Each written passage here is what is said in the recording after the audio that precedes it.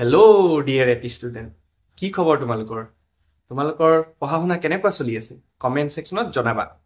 আজি তোমালোকৰ বাবে মই শিৱসাগৰ ডিষ্ট্ৰিক্টৰ প্ৰি ফাইনেলৰ মেথছৰ কেইটামান টপ কুৱেশ্যন কেইটামান লৈ আহিছোঁ।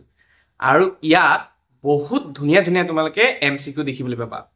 শিৱসাগৰ ডিষ্ট্ৰিক্টৰ কুৱেশ্যন পেপাৰখন অকণমান সহজ আহিছে যদিও কিন্তু কেইটামান কুৱেশ্যন বহুত ক্ৰিটিকেল দিছে। আৰু সেইকেইটা প্ৰশ্ন তোমালোকে চালেই গম পাইবা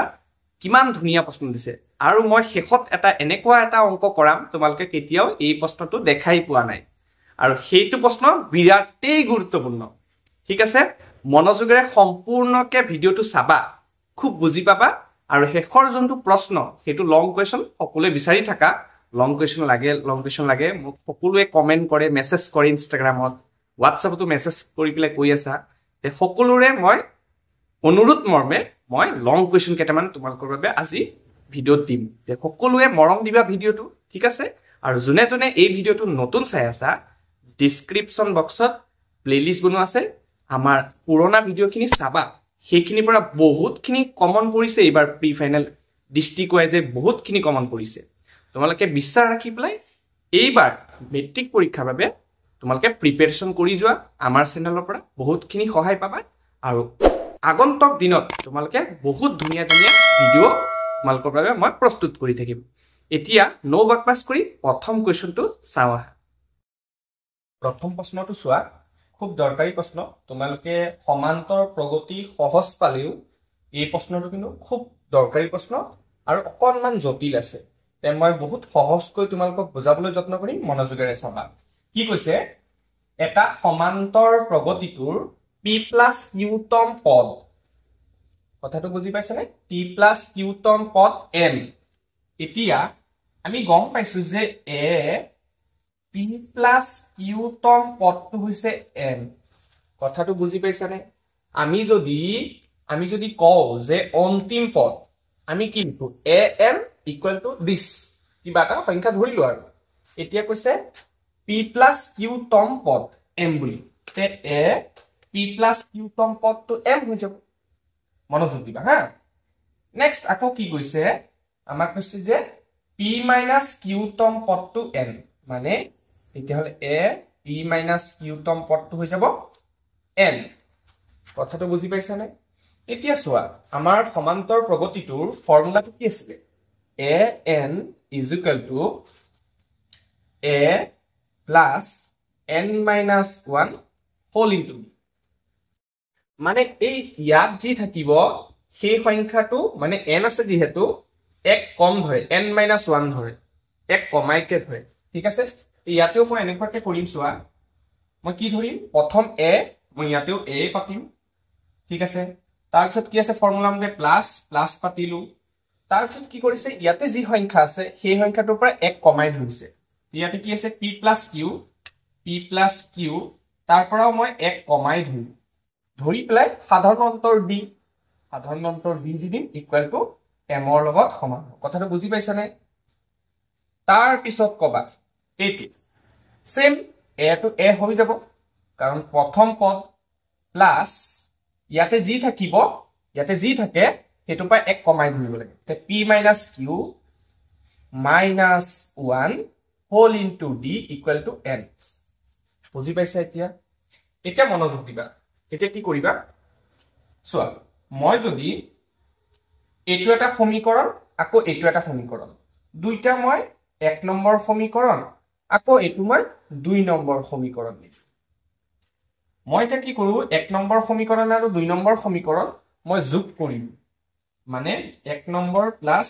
2 নম্বৰ কৰি পাম। এতিয়া মই অকণমান লাহে লাহে কৈ আছো অংকখিনি, কাৰণ অংকটো অকণমান জটিল নিচিনা হয়, সকলোৱে বুজাত অলপ অসুবিধা পাব পাৰে। সেইকাৰণে লাহে লাহে কৈ আছো। কাৰোবাৰ যদি বেছি লাহে লাহে হৈছে, তোমালোকে স্পীডটো বঢ়াই ল'বা। ঠিক আছে, 1.5x স্পীড আছে, 2x স্পীড আছে, সেইখিনি তোমালোকে কৰি ল'ব পাৰিবা। কৰি পাও। এতিয়া চোৱা, এইটোৰ লগত যদি মই এইটো যোগ কৰো, বাও চাইডৰখিনি বাও চাইডে যোগ কৰিব লাগে, হয়নে? সো A + A কি হৈ যাব? 2A plus. এতিয়া মনোযোগ দিবা হা, ভালকে মনোযোগ দিবা। ইয়াতে চোৱা P+Q, আকৌ ইয়াতে চোৱা P p to p আছে ঠিকে আছে মানে p to প্লাছত আছে এইটো প্লাছত আছে কি হৈ যাব 2p হৈ যাব হয়নে মনোযোগ দিবা হা প্লাস q মাইনাস q যেতিয়া প্লাস কৰিবা ক্যান্সেল যাব দুটা তে q টো নাথাকিব মানে q টো ক্যান্সেল হৈ যাব হয়নে কিন্তু এই pp যোগ কৰিলে 2p হৈ গল -1 -1 তুমি প্লাস কৰিলে কি হৈ যাব -2 হৈ যাব বুজি পাইছানে তাৰ পিছত d2 আছে d2 হৈ যাব আমাৰ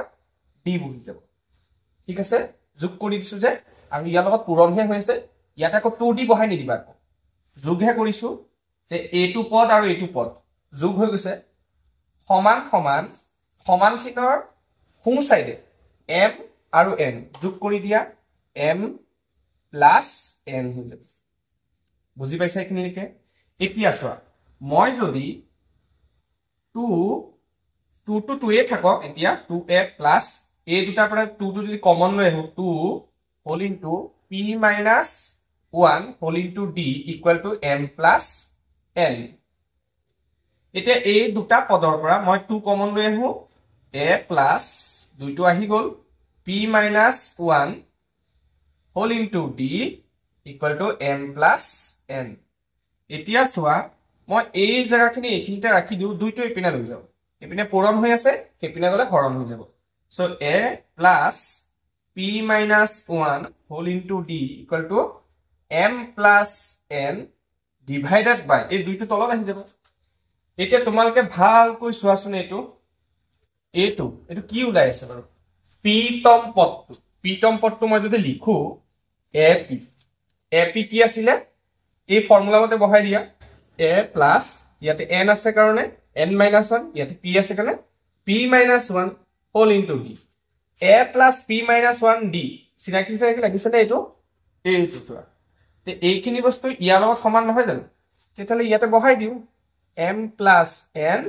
divided by 2 মানে p তম পদটো হৈ যাব m plus n divided by 2 option কোনটো হ'ব অপচন এইটো হ'ব ইয়াতে একো কৰা নাই আৰু এই দুইটো আগত লৈ আহিলে এনেকা হ'ব 1/2 m plus n বুজি পাইছে না মানে এইটো আৰু এইটো একই কথা ঠিক আছে তো অপচন আমাৰ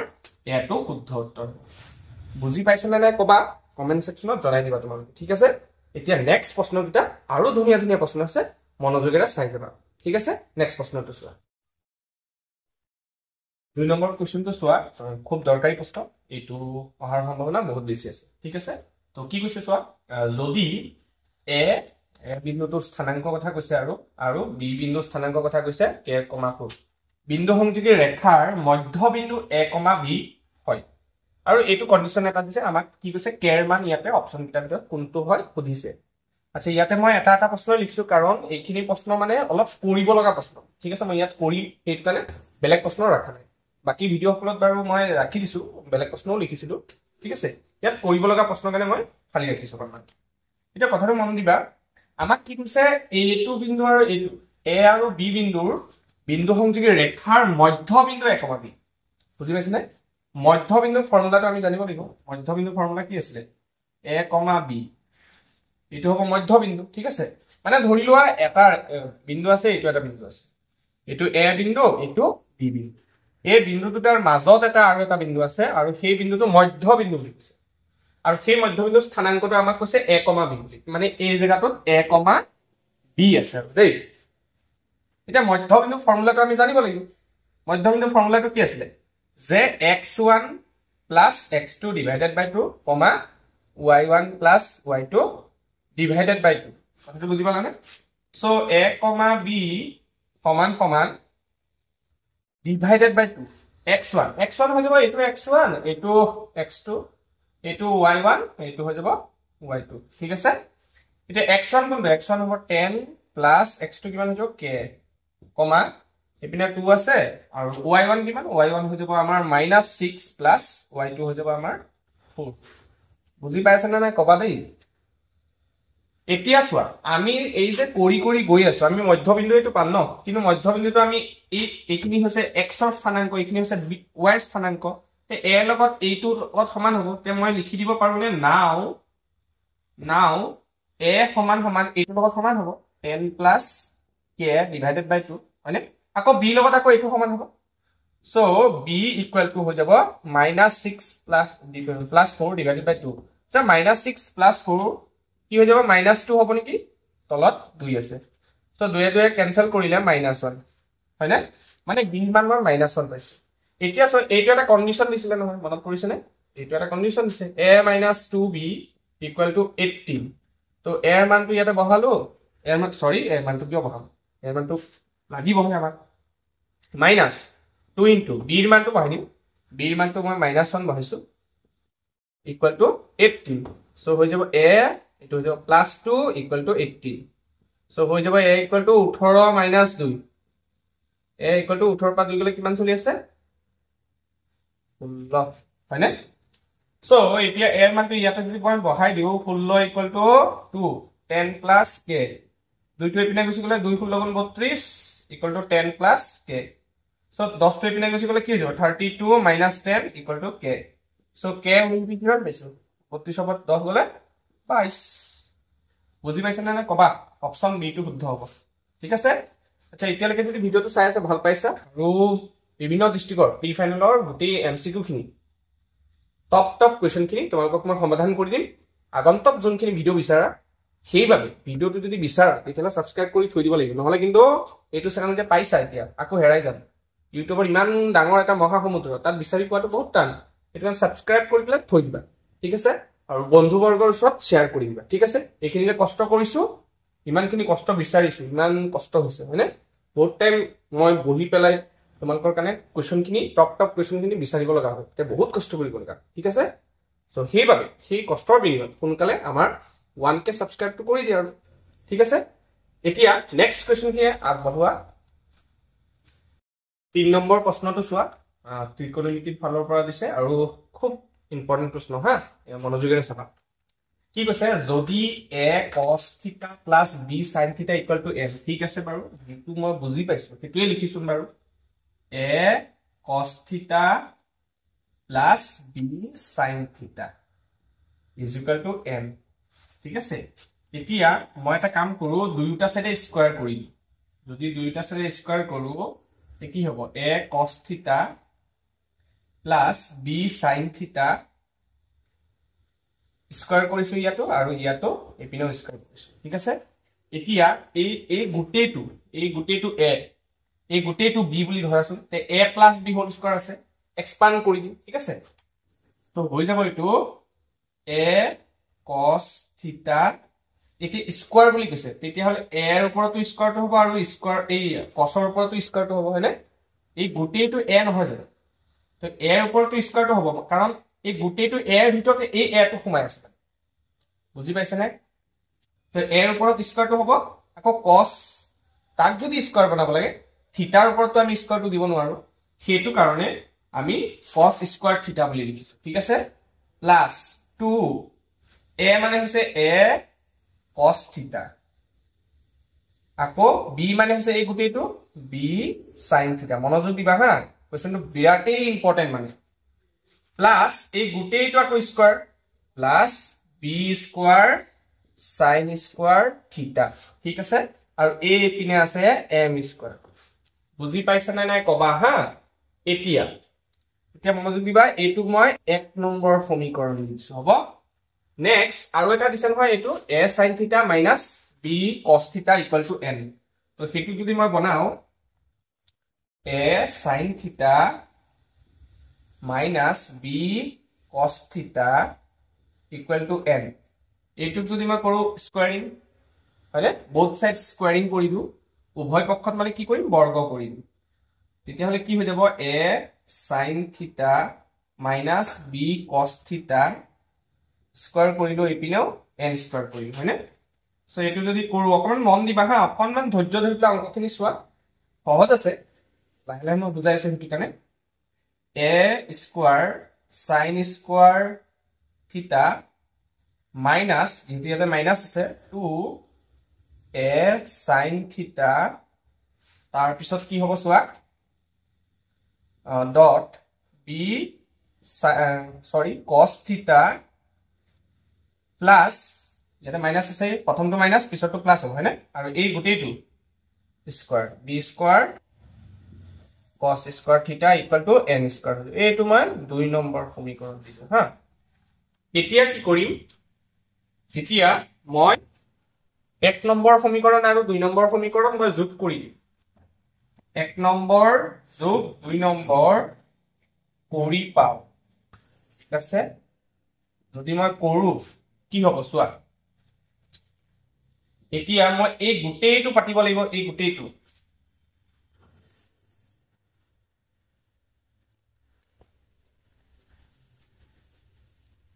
সমান চিনৰ এই গুটেইটো মই আকৌ সমান চিনৰ এইটো সাইডৰ এই গুটেইটো মই পাতিম এইটো লগত এইটো যোগ হ'ব ঠিক আছে তো কেনেকৈ কৰিম চোৱা মনোযোগ দিবা a স্কয়াৰ cos স্কয়াৰ থিটা plus 2a cos theta dot b sin theta plus b square sin square theta plus মানে এই গুটেইখিনি পাতিলো আকৌ প্লাস দিছো তাৰপিছত এই গুটেইখিনি পাতিব লাগিব a square sin square theta minus 2a sin theta dot b cos theta plus b square cos square theta is equal to আকৌ মই এইটো লাইন পাতিলো আকৌ এইটো লাইন যোগ কৰিলো ঠিক আছে আকৌ m স্কয়াৰ লগত n স্কয়াৰ যোগ কৰিম m square plus n square ঠিক আছে মই এইখিনি বাৰু মই মুছিলো মই এইখিনিহে সমাধান কৰিম এতিয়া ভয় নকৰিবা বেছি দীঘল দীঘল নিচিনা লাগিছে হয়নে কিন্তু ভয় কৰিব নালাগে একেবাৰে আৰু এতিয়া কাটাকুটা যাবই আৰু হা কাটাকুটা কৰি গলে গুটেইখিনি নাইকিয়া হৈ যাব ঠিক আছে মই দেখাই দিছো তোমালোকক মই এইখিনি মই মুছি লৈছো বাৰু এতিয়া চোৱা এইখন জেগা চোৱা ভালকৈ চোৱাচোন 2a cos theta b sin theta আকৌ minus 2a sin theta b cos theta এই গুটেইটো আৰু এই গুটেইটো কেনসেল যাবগৈ তাৰ পিছত কি হ'ব চোৱা মনোযোগ দিবা হা ইয়াতে চোৱা a স্কয়াৰ মনোযোগ দিবা a স্কয়াৰ a2 আকৌ a স্কয়াৰ কোনটো আছে a2 দেখা পাইছা মই এই দুটাৰ পৰা যদি a স্কয়াৰ কমন লও তে কি হৈ যাব চোৱা cos স্কয়াৰ থিটা প্লাস sin স্কয়াৰ থিটা হয়নে তাৰ পিছত ইয়াতে কি আছে প্লাস b স্কয়াৰ sin থিটা মই a2 আৰু a2 লগত মই কমন আনো b স্কয়াৰ কমন আনি b স্কয়াৰ কমন যদি আনো ইয়াতে থাকি যাব sin স্কয়াৰ থিটা হয়নে কাৰণ মই ইয়াৰ পৰা b স্কয়াৰ কমন আনিছো হয়নে আৰু ইয়াৰ পৰা মই b স্কয়াৰ কমন আনিম ইয়াতে sin স্কয়াৰ থিটা হৈ যাব প্লাস cos স্কয়াৰ থিটা হৈ যাব প্লাস cos স্কয়াৰ থিটা হৈ যাব ইকুৱেল টু ইপিনে এইটোৱে থাকিব m square plus n square হয়নে এতিয়া চোৱা তোমালোকে তো জানাই ন a স্কয়াৰ cos স্কয়াৰ থিটা প্লাস sin স্কয়াৰ থিটা কিমান আছিল 1 আছিল plus b square dot sin square থিটা প্লাস cos স্কয়াৰ থিটা কিমান 1 ই আছিল equal to m square plus n square বুজি পাই আছানে তে 1 তো কোনো কামই নাই ন মাল্টিপ্লাই কৰিলে একো কাম নাই plus b square is equal to m square plus n square option আমাৰ কোনটো হ'ব a square plus b square আমাক খুদিছিলে m square plus n square হৈ যাব আমাৰ অপচনটো ঠিক আছে হজম হৈছে না নাই কবা হজম নহলে আকৌ মই হাজমলা আনি দিম নেক্সট ক্লাছত মই লাগিলে হাজমলা আনি দিম ঠিক আছে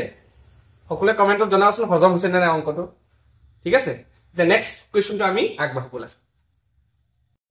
স্টুডেন্টস এই কোৱেশ্চনটো এইটো ভিডিওৰ অন্তিমটো প্ৰশ্ন আৰু এইটো অলপ দীঘল প্ৰশ্ন তোমালোকে সকলে বিচাৰি থাকা হয়নে লং কোৱেশ্চন লাগে তোমালোকৰ বাবে এইটো মই সমাধান কৰি লৈ আহিছো মনোযোগেৰে চাবা শিৱসাগৰ ডিস্ট্ৰিক্টৰ 50 নম্বৰ কোৱেশ্চনটো হৈছে এইটো আৰু খুব ইম্পৰ্টেন্ট খুব অলপ নিউ প্যাটাৰ্নৰ কোৱেশ্চন দিছে তোমালোকৰ কাৰণে হেতু কাৰণে ধুনিয়াকে লৈ আহিলো আৰু এই কোৱেশ্চনটো বহুত দীঘল আসলতে হেতু কাৰণে যেহেতু বোৰ্ডত লিখিবলৈ অসুবিধা হয় হেতু কাৰণে মই তোমালোকক ইমেজ ফটো হিচাপে স্ক্ৰিনত তোমালোকে দেখা পাই আছে সাগে তোমালোকক মই ছবিটোহে আঁকি লৈছো মেপটো আঁকি লৈছো আৰু কোৱেশ্চনখিনি মই তোমালোকক এতিয়া সমাধান কৰি আছো মনোযোগেৰে চাবা খুব দৰকাৰী এইটো প্ৰশ্ন এইবাৰ মেট্ৰিক পৰীক্ষাত আহাৰ সম্ভাৱনা বহুত বেছিকে আছে তে মনোযোগেৰে চাবা কিন্তু দেই চোৱা কি হৈছে মই প্ৰশ্নটো এবাৰ তোমালোকক পঢ়ি দিছো বুজাই দিছো ঠিক আছে চোৱা বুলবুলে তেওঁৰ চুবুৰীত কৰা এক সমীক্ষাত তলত দিয়া তথ্যসমূহ সংগ্ৰহ কৰিলে বুলবুল নামৰ এজন ছোৱালীয়ে তেওঁ কি কৰিলে এটা পৰীক্ষা কৰিলে আৰু পৰীক্ষাত তেওঁৰ চুবুৰী ওচৰৰ চুবুৰীয়া স্কুল হওক বা বাছ ষ্টেণ্ড হওক মল হওক তেওঁ এটা সমীক্ষা এটা কৰিলে ঠিক আছে এ নম্বৰটোত কি কৈছে চোৱা হোটেল মল আৰু বাগিচাৰ মূল গেটখন একেডাল সৰল ৰেখাত আছে হোটেল মল আৰু মেইন গেটখন এডাল সৰল ৰেখাত আছে দেখা পাইছানে তোমালোকে দেখা পাই আছে চাগে ছবি হয়নে মোৰ এই ছবিটো সঠিককে নহলেও তোমালোকে যিহেতু প্ৰশ্নখন চাই আছা সেই প্ৰশ্নখন তোমালোকে ধুনীয়াকৈ কাট পেন্সিলেৰে তোমালোকে ধুনীয়াকৈ এজ ইট ইজ আঁকিবলৈ যত্ন কৰিবা ঠিক আছে মোৰ ইয়াত অকণমান ভুল এটা হৈছে মই কৈ আছো বাৰু কোনখিনি ভুল হৈছে ছবিটো বি টো চোৱা বি টো কি কৈছে বাগিচাখনৰ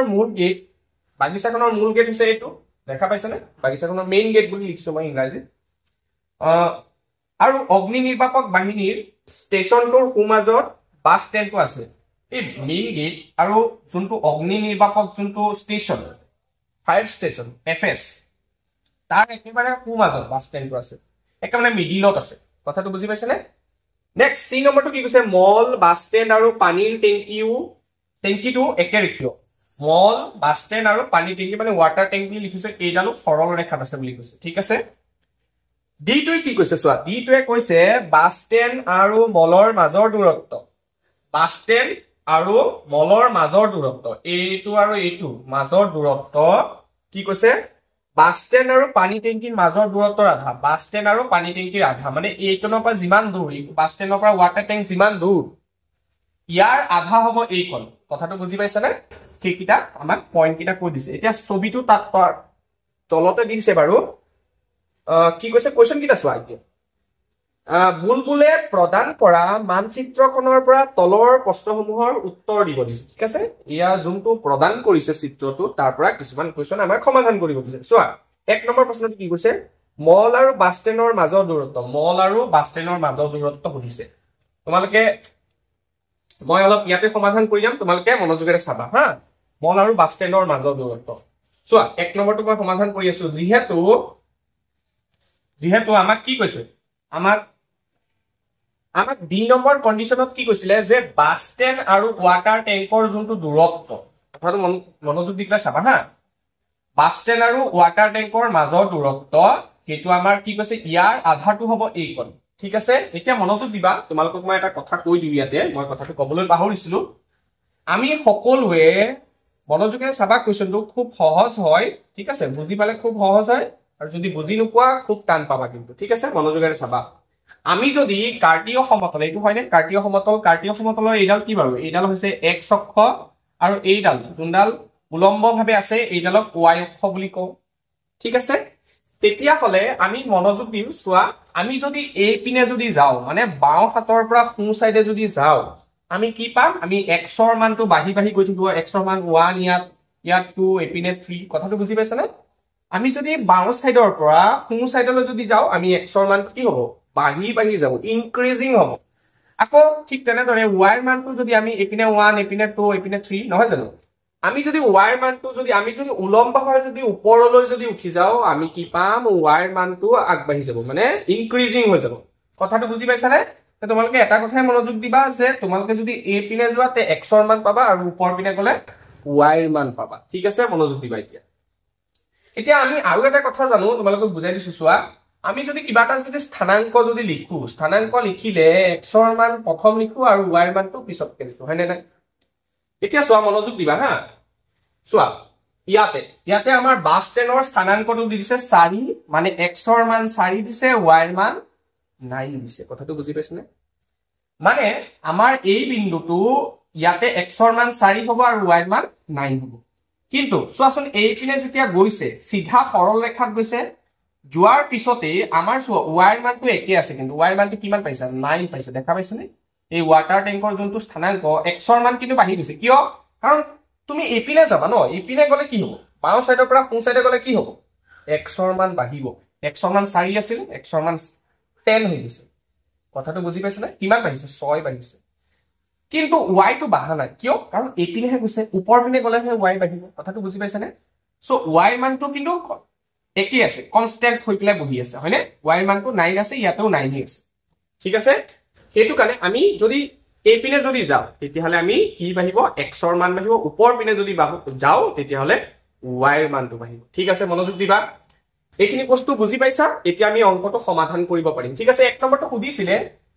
সুধিছে যে আমাক মল আৰু বাছ ষ্টেণ্ডৰ মাজৰ দূৰত্বটো সুধিছে এতিয়া কণ্ডিশ্যন আমাক দিছে ডি নম্বৰ কণ্ডিশ্যনটো আমাক কি কৈছিলে যে বাছ ষ্টেণ্ড আৰু ৱাটাৰ টেংকৰ মাজৰ দূৰত্ব চোৱাচোন মনোযোগ দিয়া বাছ ষ্টেণ্ড মই অলপ ফ্ৰেমটো চেক কৰি দিছো ৰবা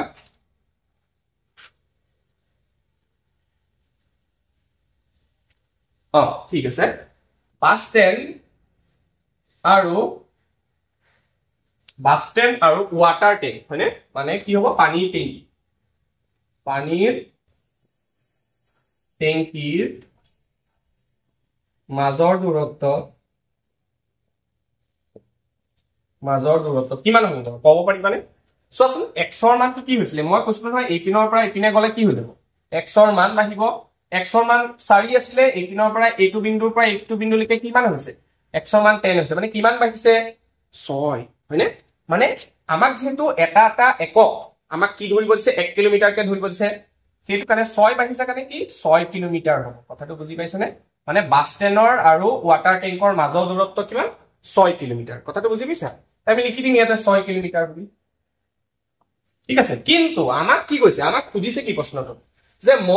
মল আৰু বাছ ষ্টেণ্ডৰ মাজৰ দূৰত্ব সুধিছে কিন্তু আমাক কণ্ডিশ্যন ডিত কি কৈছিল ইয়াৰ আধাটো এইটো হ'ব তে এইটো যদি 6 হয় এইটো কিমান হ'ব 3 কিলোমিটাৰ নহব জানো আধা আমি ডাইৰেক্ট 3 কিলোমিটাৰ এনেকা ক'লে নহব আমি লিখিব লাগিব এতেকে মল আৰু বাছ ষ্টেণ্ডৰ মাজৰ দূৰত্ব কি হৈ যাব আমি কি কৰিম ডাইৰেক্ট 3 লিখিলে নহব আমি 6ৰ আধা কৈছে যেহেতু আমাৰ এইটোৰ আধা বুলি কৈছে যেহেতু 6ক আধা কৰি দিম মানে 3 কিলোমিটাৰ কথাটো বুজি পাইছা নে নাই এক নম্বৰটো বুজি পাইছা নে নাই কবা কমেন্ট সেকশনত জনাবা তোমালোকে ঠিক আছে কমেন্ট সেকশনটো ইউটিউবৰ যোনটো অপচন দিছে সেইটো কিয় দিছে যদি ভিডিওটো চাইছা যদি কিবা বুজি নোপোৱা কিবা কোৱেশ্চন থাকে তোমালোকে সুধিব পাৰিবা সেইটো কাৰণে কমেন্ট সেকশন খুলি দিছে আৰু কমেন্ট সেকশনত তোমালোকে জনাই দিবা বুজি পাইছা নে নাই কেনেকুৱা পাইছা মোৰ টিচিং কোৱালিটি কেনেকা পাইছা তোমালোকে জনাই দিবা ঠিক আছে এতিয়া সম্ভৱ এটো বুজি পাইছা সাগে এতিয়া 2 নম্বৰ কোৱেশ্চনটো খুব ধুনিয়াকে মই সমাধান কৰি লও ঠিক আছে মই এইখন মুছিলো সোৱা 2 নম্বৰটো সোৱা 2 নম্বৰটো খুব দৰকাৰী মানে 2 নম্বৰটো আমি জানিব লাগিব যেটা এটা প্ৰশ্ন দিছে 2 নম্বৰটো কি দিছে কি কৈছে সোৱা কৈছে মধ্যবিন্দু সূত্ৰ ব্যৱহাৰ নকৰাকৈ অগ্নি নিৰ্বাপক বাহিনীৰ স্থানাংক নিৰ্ণয় কৰা আমাক কি কৈছিলে আমাৰ কণ্ডিশ্যন আমাৰ আসলতে বিট দিছিলে বিট কি কৈছিলে যে ফুলৰ বাগিচাৰ যোনটো মেইন গেট আৰু ফায়াৰ ষ্টেচনৰ একেবাৰে সোঁমাজত আছে এইটো মানে আমি মধ্যবিন্দু ফৰ্মুলা ইউজ কৰি পেলাই এইটো ওলাব পাৰিলো হয় কিন্তু আমাক মধ্যবিন্দু ইউজ নকৰাকৈ ফায়াৰ ষ্টেচনৰ ইয়াৰ স্থানাংকটো আমাক ওলাব দিছে তেহেতু কেনেকৈ ওলাম চোৱা আমি লিখিব পাৰো আমি লিখিবতো পাৰো ন মধ্যবিন্দু যেহেতু ফৰ্মুলা ব্যৱহাৰ নকৰিও আমি লিখিবতো পাৰো ই সোঁমাজত আছে বুলি হয়নে আমি কেনেকৈ লিখিম চোৱা যিহেতু মূল গেট আৰু বাছ ষ্টেণ্ড বাছ ষ্টেণ্ড নহব মূল গেট আৰু অগ্নি নিৰ্বাপক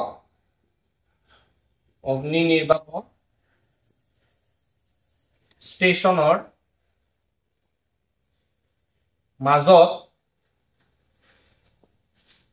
মাজত কি আছে বাছ ষ্টেণ্ড আছে হয়নে বাছ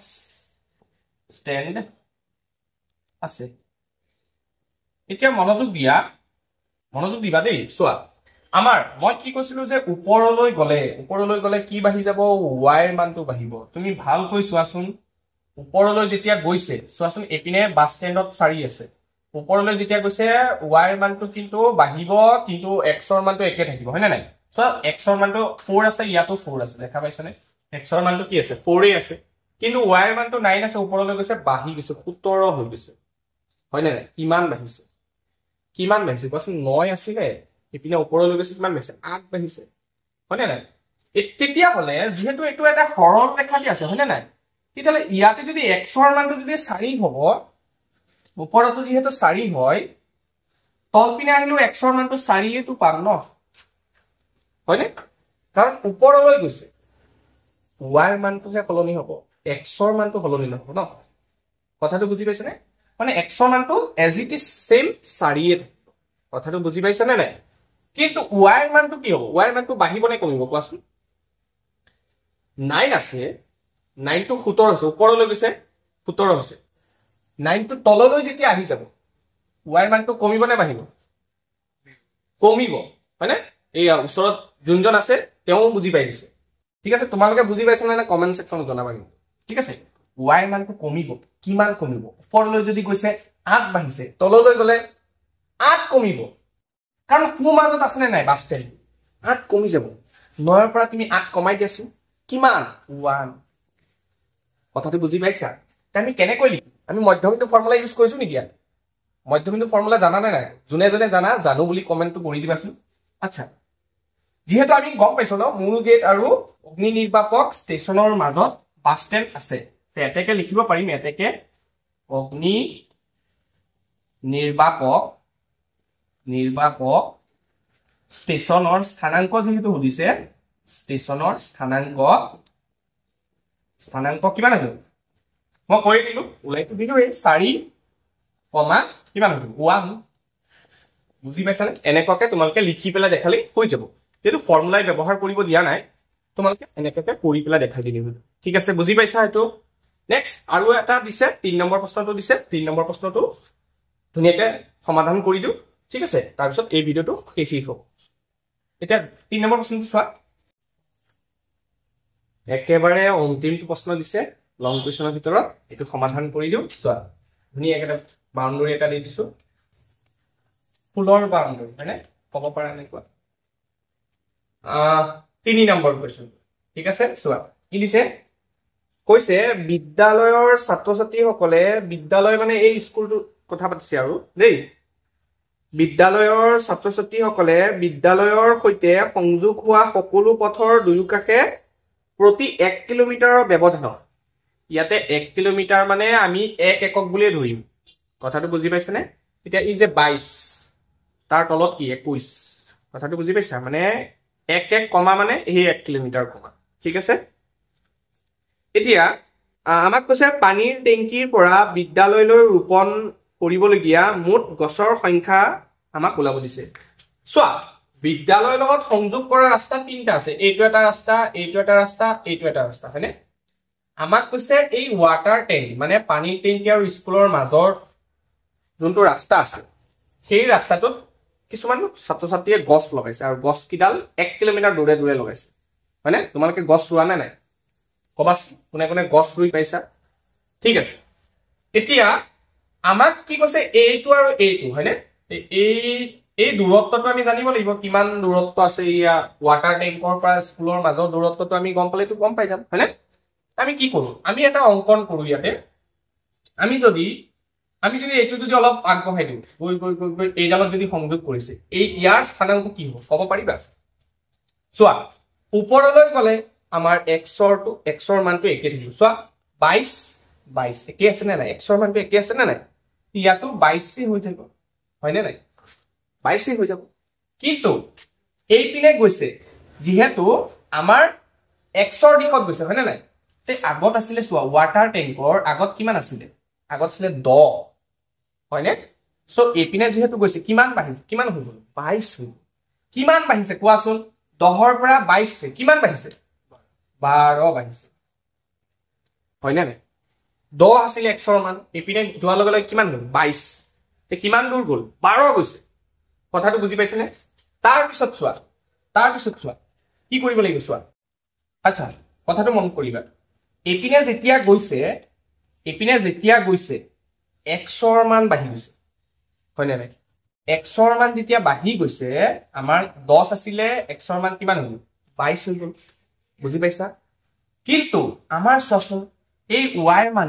যেতিয়া সৰল ৰেখাত যেতিয়া গৈছিল এই পিনে গলে আমাৰ y ৰ মান কিবা চেঞ্জ হ'ব জানো y ৰ মান 9 আছে 9 এটো হৈ গৈছে ইয়াতে নাই তে এইটোটো 9 হ'ব ন কথাটো বুজি পাইছা এতিয়া চোৱা y এইটো বিন্দুৰ পৰা এইটো বিন্দুলৈকে যদি 9 আছে এইটোত 9 আছে এইটোত যোৱাৰ লগে লগে কিমান হ'ল 14 কিমান বাঢ়িছে কোৱা কিমান বাঢ়িছে 5 বাঢ়িছে না নাই 5 বাঢ়িছে তে ইপিনে 12 ইপিনে 5 তোমালোকে দেখা পাইছা নে এইটো এটা আমাৰ সমকোণী ত্ৰিভুজ এটা সৃষ্টি কৰিছে হয় নাই তে আমি ক'ব পাৰিম আমি নাম দি দিছো আমি নাম দি দিও a b c হয় না ঠিক আছে মই কেনেকৈ লিখিছো ত্ৰিভুজ a b c এটা সমকোণী ত্ৰিভুজ আচ্ছা সমকোণী ত্ৰিভুজ যদি হয় আমি কি কৰিব লাগিব আমি পাইথাগোৰাছৰ ফৰ্মুলা ব্যৱহাৰ কৰি আমি এই কৰ্ণডাল ওলাব পাৰিম না নাই এই কোণ যদি 5 হয় এই কোণ যদি 12 হয় আমি এই কৰ্ণডাল ওলাব পাৰিম চোৱা পাইথাগোৰাছৰ ফৰ্মুলা মতে পাইথাগোৰাছীয় ফৰ্মুলা মানে সূত্ৰ লিখিব লাগিব তোমালোকে সূত্ৰ মতে কি হৈ যাব চোৱা কি আছিল ফৰ্মুলাটো কি আছিল কৰ্ণ স্কয়াৰ ইকুৱেল টু লম্ব স্কয়াৰ প্লাস ভূমি স্কয়াৰ হয়নে আচ্ছা কৰ্ণ কোনডাল হ'ব কৰ্ণডাল হৈ যাব এই a এৰ পৰা c লিখে হয়নে ac আৰু স্কয়াৰটো মই এপিনে নিদিও এপিনে লৈ গলে ৰুট অভাৰ আহি যাব হয়নে স্কয়াৰটো এপিনে দিয়া নাই এপিনে গুছি গলে ৰুট অভাৰ আহি যাব লম্ব কোনডাল আৰু এইয়া এইডাল কিমান আছে 5 তো 5 স্কয়াৰ দি দিলো প্লাস ভূমি কোনডাল এইডাল 12 সো 12 স্কয়াৰ হয়নে সো এটো যদি আমি সমাধান কৰো হৈ যাব 25 প্লাস 144 তো হৈ যাব ৰুট অভাৰ 169 ঠিক আছে সো হৈ যাব আমাৰ 30 হয়নে মানে এই দূৰত্বটো হৈ যাব আমাৰ 13 এতিয়া মনোযোগ দিয়া আমাক কি কৈছে যে ৰাস্তাটো দুয়ো কাষে আমাৰ 1 কিলোমিটাৰ দূৰে গছ ৰোপণ কৰিছে এতিয়া আমাক কেইডাল গছ ৰুইছে হেতু সুধিছে আমি এতিয়া চোৱা আমি গম পাইছো যে 13 কিলোমিটাৰ হৈছে আমি গম পাইছো 13 কিলোমিটাৰ হৈছে কিন্তু আমাৰ 1 কিলোমিটাৰ যেহেতু দূৰে আমাৰ যেহেতু গছ কিডাল ৰুব কেইডাল হ'ব গছ 13 কিন্তু দুয়ো কাষে ৰুইছে কাৰণে 13 দুগুণ 26 ডাল হ'ব কথাটো বুজি পাইছে নে সো এটাকে মই অলপ এখিনি লিখিছো হা এখিনি লিখিছো তোমালোকে অলপ এডজাস্ট কৰি লবা এটাকে পানীৰ টেংকি আৰু স্কুলৰ মাজৰ দূৰত্ব আমি কিমান পালো 13 কিলোমিটাৰ এটাকে দুয়ো কাষে গছ ৰোপণৰ কৰিলে গছৰ সংখ্যা বহুতে 13 দি আহিব 13 নহব দেই কাৰণ দুয়ো কাষে ৰুইছে যে ঠিক আছে তে 13 কিলোমিটাৰ ৰুইছে 1 কিলোমিটাৰত এডাল দুয়ো কাষে ৰুইছে মানে 2 * 13 হৈ যাব 26 ডাল বুজি পাইছানে কবা ঠিক আছে কোনোবাই যদি বুজি নাই পোৱা কমেন্ট সেকশনত জনাই দিবা সকলোৱে স্ক্ৰিনশ্বট মাৰি লোৱা স্ক্ৰিনশ্বট মাৰিলে ধুনীয়াকৈ তোমালোকে চাব পাৰিবা ঠিক আছে তে বাস আজিলৈ এইটো ভিডিওৰ এইখিনিকে আমি ভাবিছো সমাপ্ত কৰি দিও ঠিক আছে বেছি ভিডিওটো লং কৰিলেও বহুত অসুবিধা হয় মোৰ হেতু কাৰণে তোমালোকে মনোযোগেৰে ভিডিওখিনি চাবা জনে এতিয়ালৈকে ভিডিওটো চাই আছা লাইক শেয়াৰ সাবস্ক্ৰাইব কৰি দিবা আৰু বন্ধুবৰ্গৰ ওচৰত শেয়াৰখিনি কৰি দিবা ঠিক আছে যদি বুজি নোপোৱা বা শিৱসাগৰ ডিস্ট্ৰিক্টৰ কিবা যদি প্ৰশ্ন তোমালোকৰ জটিল থাকি যায় তেতিয়ালৈকে আমাৰ ইনষ্টাগ্ৰাম আছে হোৱাটছআপ চেনেল আছে গোটেইখিনি তোমালোকে ডেসক্ৰিপচন বক্সত পাই যাবা মোক ধুনীয়াকৈ প্ৰশ্ন সুধিব পাৰিবা মই ধুনীয়াকৈ তোমালোকৰ উত্তৰ দি যাম খালি চেনেলটোত এক্টিভ থাকিবা তোমালোকে ঠিক আছে এতিয়া তোমালোকৰ পৰা মই বিদায় লৈছো অন্য এটা ডিস্ট্ৰিক্টৰ মেথছৰ কোৱেশ্চন পেপাৰ টপ MCQ লৈ তোমালোকে অপেক্ষা কৰি থাকা ধন্যবাদ